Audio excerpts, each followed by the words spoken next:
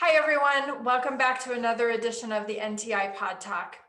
This is the platform where we talk to students and graduates and instructors and others outside the NTI community about things that the NTI community wants to know about: food and health and food.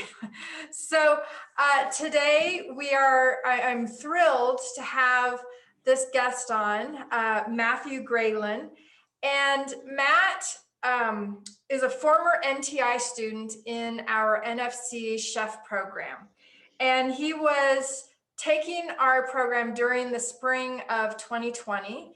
And that date is relevant because, of course, that's when the whole world changed and everyone's lives changed because of the COVID pandemic. And so, through no fault of his own, Matt was unable to complete our NFC program because we had to take a break. And when we came back, his life schedule didn't coordinate and he wasn't able to complete our program. But, he did participate in enough of the program that I want to ask him about, his thoughts and his experiences there. But then I want to talk about what Matt's doing now as his life trajectory changed. He's got some really exciting things to talk about, and I'm interested in hearing about those. So welcome, Matt. Thank you so much for being here, and I'm thrilled to be able to talk to you. Oh, thank you so much for having me. It's an honor. Thank you. Yeah. So first of all, let's talk about NFC and kind of what brought you to NTI in the first place. So I'm really interested in knowing, obviously we're a chef training program. What was the interest for you to want to take a chef training program? And then how did you find out about NTI? So I actually started off my career in food as a baker. I was a trained baker and worked in Paris for a while, then was working in DC, and then I actually got offered a job to help open up a sort of a wellness program center, and they wanted me to be the chef there in Barcelona. And it was all about sort of holistic healing and eating better and all that. And I was like, it's a great honor to I'll propose a job, but I'm a baker, I'm not a chef, so I don't want to ruin it like that. And they said, no, go see, go learn.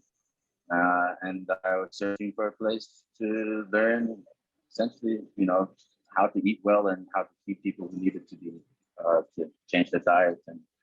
And your program, NFT, just made sense. And it felt like a place where you were going to meet other people who are curious about the same stuff. And you can dive better more into, great learning location in Colorado, and just very full of passionate people who really know their stuff. Yeah. Well, you obviously have a lot of international life experience and experiencing all different kinds of food, ethnic food principles and all that kind of stuff. So were you able to bring that into your experience at NTI? And did that help with your overall learning process that you had here? Oh, absolutely. And just, food is a way that we connect with. I mean, it's part of being human, how we connect with people who we can't even speak to, and getting to understand how nutrients play a role and everything like that. You get to connect on a deeper level, even, we're not just breaking bread together, but we're trying to help heal each other through food. And that was really cool. Yeah. Absolutely. And I think that's a really important part of our NFC program is we talk about how food creates the connection between people, and it can be the connection between your family members or your clients or anyone that you're cooking for, and it is such a tangible connection, and the nutritional value and the nutrient density of the foods that you create help expand that connection. And so I'm glad that that's what you sort of experienced in the program, because that's definitely one of the things that we're really driving at too. And you connect even more with yourself too, right? Because you start eating in the right way. And by being better connected with yourself, you connect with others to know how to keep your level too. So Yeah. it changed how I ate or how I looked at food for sure. Great. Well, and that happens a lot too. You know, we call the NFC program transformational. People's lives transform because they change the way they eat, and so that's awesome. Absolutely. All right. So because of the pandemic, you were unable to go and work at the wellness clinic in Spain, and you know, things happened, life happened, but now you have this sort of new exciting thing that you're doing, and I'd really love for you to talk about it. So I'm not even going to introduce it. I want you to introduce it, because I'm excited to learn more about it as well. So why don't you tell us what you're doing now?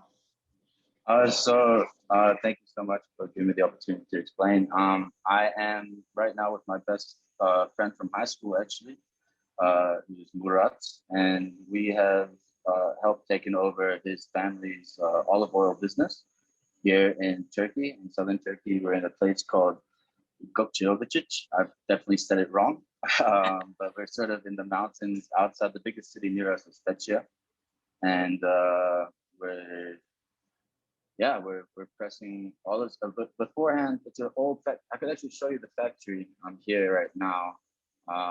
See if I can swap this around. So it's really old cold press mill. We're taking in the olives there right now.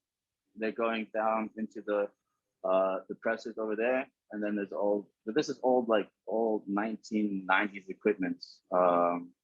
We have like an analog computer system and everything like that. So it was pretty much just pressing virgin oil beforehand, and even some basic more cooking oil. And we decided to come and try and do things right, you know, try and take over the land again. There's a lot of issues here with copper deficiency in the soil, a lot of old farming techniques that just aren't really taking care of the area around us. But we have, you know, it's the home of the olive, and there's some beautiful olive trees, and we felt like, why is it always Italy and, you know, Spain and Greece and all these places that you hear about really nice fine oils, like we can do it right here too. And so far we've been doing pretty good. It's been a little crazy ride, but we got silver at the New York International Olive Oil Competition, as well as in silver in Japan last year. And we're starting to gain traction here in Turkey, and we're hopefully going to be doing our first expansion model outside of Turkey. So it's insane times, but it's been a lot of fun. Yeah, well, that's awesome. So I would love to hear you talk about how, you know, you talk about trying to do things to revitalize the soil, and I assume that you are also trying to help maintain like this probably eons long of family farming practices in the area. So can you talk about the things that you're doing to encourage the farmers to improve the soil, and also what you're doing to work with the local farmers to maintain that small farm economy? Yeah. So one of the beautiful things about being in agriculture is you do touch the most remote people when you're working with someone we believe that this by creating a very remote area, and by taking a remote area and making a product of high quality from it, you can help bring prosperity to people that, you know, are on the outskirts of society in general. So, but yeah, like we work with a lot of local sustainable farmers. Well, we're trying to help them become more sustainable. But they have these thousands of years of practice, and they're like, why would we do anything different? That we've been doing this for thousands of years. Like, for example, one of the classic ways for irrigation on this area is to actually flood the olive grove. And then that, of course, leads to a lot of soil runoff and whatnot. Yeah. So we're trying to find farmers who will work with us and listen to a couple young guys, because most of the people around here, we're some of the youngest people around here right now, because all the young go to the big cities, and everything like that. So it's so we're trying to get them to do piping. But you meet some amazing farmers who are like, in their 60s, and they manage all these land by themselves, and you understand why they're doing it certain ways. But we're working with local shepherds right now to bring their goats through groves so they can, have defecate and have a natural manure presence. We test everybody's soil that we work with through the International Olive Research Center that works with us. We work with the agricultural engineer, and so we have to bring in a lot of worms into certain farms to help out. It's a long-term process and a long-term goal, and there's a lot of work that needs to be done. Another thing we do right now, we try and keep with tradition. Our harvest team is all Turkish women, but we felt like, how could we make an impact there? So we specifically hire women who are the sole earners of their families to be part of our harvesting team. And yeah, there's a lot of constant engagement, and definitely a lot that we need to do and a lot that we plan on doing. But yeah, it's we also have to upgrade the equipment around here. That we're working with really old stuff, and we're so far away from everybody and everything that you just find yourself, loving duct tape and zip ties and just trying to make everything work and just hold on together for the end of the season, because we'll get somebody to keep it going, and things are falling apart, and then all the villagers come in, they try to fix it, and it's just like, oh, that's so stressful. But we've come through so far, and we finished our production for the year. So we got definitely at least another year in us. So that's fun. But yeah, no, definitely one of the first things we want to do when we start making more than we are at this point in time is get piping for all our farmers that we're working with to have proper irrigation going through. And that's definitely a big move. There's also quite a lot of natural diversity that's happening. We have a problem with olive flies.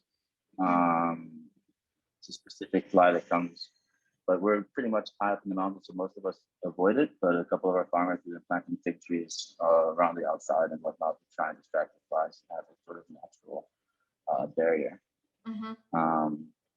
But there is a lot of work that still needs to be done, and will always probably need to be done. And it's just you're just sort of buying into the lifestyle more so than anything else.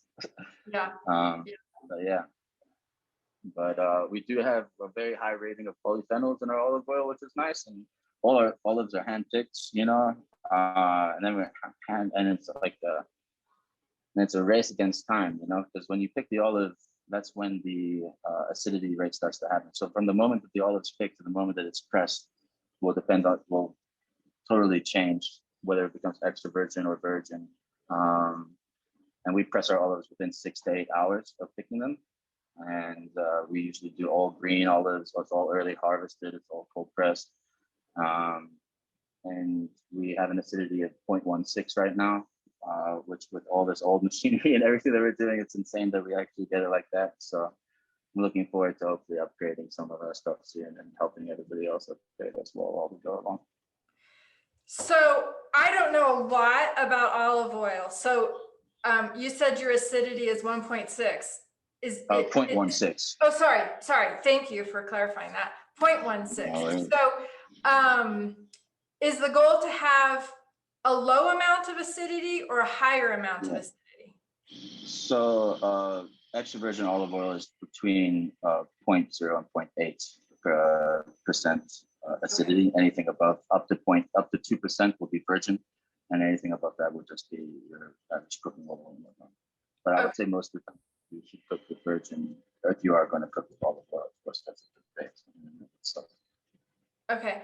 And then does that also, obviously that also affects the flavor. And one thing that I always notice about olive oil is that kind of, I get this little like tingling at the back of the throat, and people always say, well, that's the polyphenols, but could that also be the acidity? And is that kind of a measure of quality as well, as like the physical feel that you get in your mouth when you eat olive oil? That little peppery feel, right? Yeah. So I guess in the back, yeah, for sure. That is a rating. So olive oil is rated on aroma, bitterness, and pungency. So sometimes it's the bitterness that also gets you in the back. But a lot of people like to say that. So it's more if you get a sudden spike of pepper and then it goes away. That's probably just the pepper feel. But when it comes strong and stays for a while, that's definitely the polyphenols. Okay. Yeah, that sort of that burn in the back of your throat just sort of stays there. Yeah. Yeah. That's definitely polyphenols. But yeah, that's how you rate olive oil. Great. And you said you've won silver at 2 different international olive oil festivals, right? Yeah. We won silver in New York and in Japan, and we won gold in Anatolia. It was the first one that they had here. Yeah, so New York is definitely like the top, Yeah. most coveted one that we're proud of. Yeah. Yeah. 100%. Wow, that's awesome. Congratulations on that. So, Thank you. so it's just you and your best friend from high school. You guys are business partners. It's just you guys running the show there. Yeah, we've got a team of some great local guys, but it's just me and him running the show right now. Yeah. Yeah. And how long have you been doing this? Yeah, it's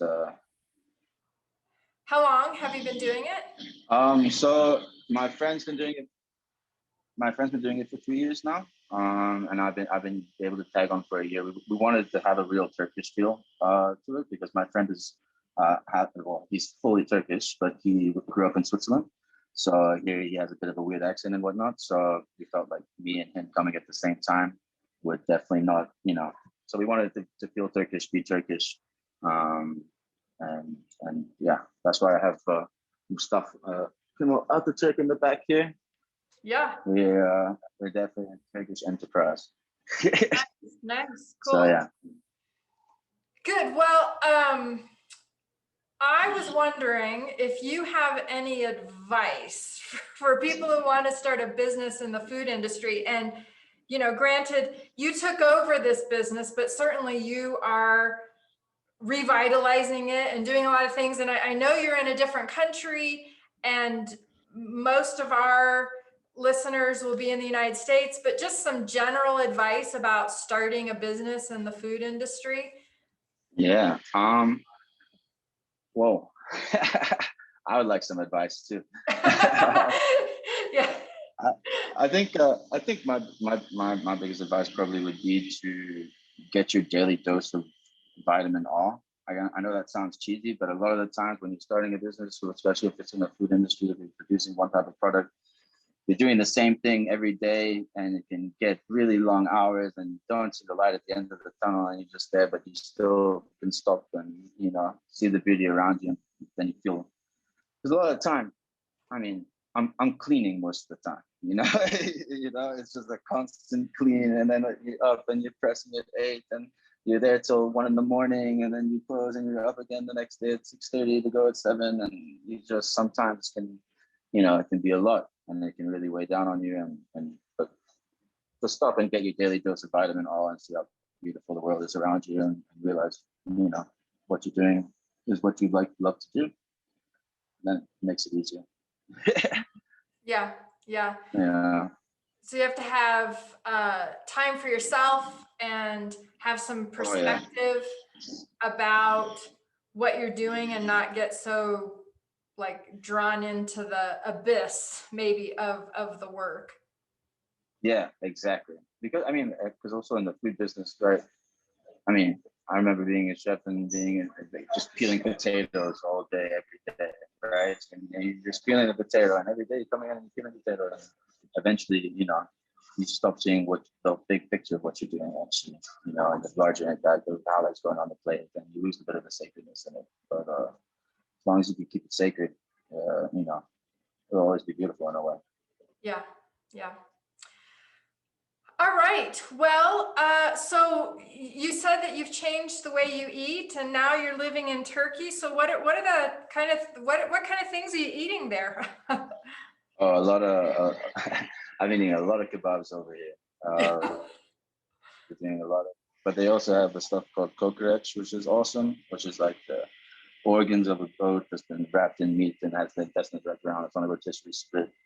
It's pretty amazing, and then that gets chopped up. And but we're doing a lot of mezza as well. There's a lot of seafood. There's constant food everywhere. Yeah. We go on many different types. It's a foodie's paradise, that's for sure. And so, sorry, I don't know about the geography. Are you near the ocean or no? Like you said, you're eating a lot of fish. What kind of fish? Yeah, yeah. So there's a lot of bass. I'm in the mountains, but down below I could see the Aegean Sea. Oh, okay. Below, so Yeah, so you're Greece close. is just on the other side. Yeah, exactly. I'm like a 30-minute drive up. Okay. All right. So, so that's awesome. Lots of organ meats. That's healthy for you. Oh, lots of organ meat. Yeah, we eat liver quite a bit. That's a lot of fun. Then then there's tons of veggies, and we've got a whole vegetable garden, and there's all these fruits, and we do a lot of also like tins of dried figs soaking in extra virgin olive oil. It's been good. Yeah. Wow, nice. It's nice. Yeah. Yeah, it must be nice to be around all of that whole food, not processed food, no fast food restaurants, no junk food. That must be so nice. Yeah, it is nice. I mean, there is definitely a street food culture. Like, don't get that wrong. And I definitely, 1 a.m. and you've just finished work, you can find a little kebab if you're down to take a drive. But yeah, for sure. I mean, all the meat's great. It's being around there's markets everywhere. Everybody makes their own cheese. Everybody is constantly feeding you though. Yeah, That's fabulous. sure. Well, that's awesome. Cool. Well, so the one thing that we have been remiss in doing is having you tell us the name of your company and your olive oil. So I'd like to know the name. So the name is Olivia. That's the name of the brand, but in Turkey it's Olivia Gokçovičić. So to spell that, I will tell you now. It's OLIBYAGOKCEOVACIK. And we're in the process of creating a new name for overseas. Okay. So and then is your olive oil available for purchase like here in the United States, or are you only there, or where can people buy it? Right now we're only in Turkey, but we hope to be bringing it to the US next year. And also we're hoping to get into Switzerland as well. So yeah, hopefully I will be able to sell some of our olive oil to people in America. That'd be good. America is the largest importer of olive oil in the world. So right. Yeah. Now, so if someone wanted to buy it online, can they go to your website and buy it online and have it shipped, or it's not here? If anybody would love to buy it online, they could reach out to me personally, and I will be happy to ship something over. Okay. You can read my email is matthew.graylin@gmail.com, or you can ask you guys to pass on the WhatsApp message or something. I'll be happy to pass the number on. But I do hope to be coming to Boulder actually in February of next year with some olive oil. I have a couple of shops and a couple of chefs who wanted to try it. So I'll be bringing that over. Well, put us on your list because I want to try it. No worries. Absolutely. No, it'd be great. I would love to bring some by for you and your students. If anybody wants to we could have a little olive tasting course. Oh, that would be awesome. That would be awesome. All right, good. Make that happen. Good. And so, do you have a website? Do you want to tell folks what your website is? Or? What I said, our website's only in Turkish right now. Oh, okay. All right. But Google does translate it. It is what I told you before, oliviagotovicic.com .tr, but if you type that in online and it will pop up. But we are in the process of building a website for the US and all that stuff. It's all, yeah, all the, you think you've done good just by making the olive oil, and then there's all this other stuff you have to do after. Yeah, I know. It's time to do the website and all the marketing. I Oh, know. yeah. Yeah, it's time. Exactly. It's Yeah. like, it's great that that you got a couple of awards, but now you have to, people who come up the mountain to try the olive oil are always going to love it, right? Now you got to get down the mountain with the olive oil somehow and overseas and do all this stuff, and it's a lot. Yeah. But it's a lot of fun, and it's a big learning process. Great. Good. All right. Well, this has been really fun. I love learning about your olive oil business, and I'm really excited to have you come and bring some. I want to taste it and do the olive oil tasting test. Absolutely. Yeah, and I want to thank you for being here, and thank you for speaking highly of NTI and thinking about us and checking in with us.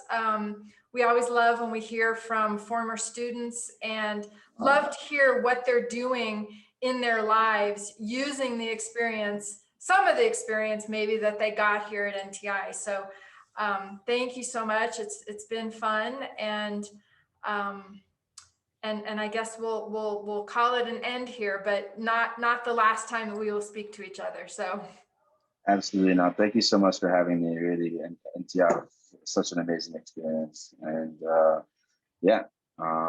sorry, I'm a little burnt out and tired from everything right now, but it's it's really, really great talking with you and catching up. And I look forward to seeing you again. All right, you too. Bye. Okay. Ciao.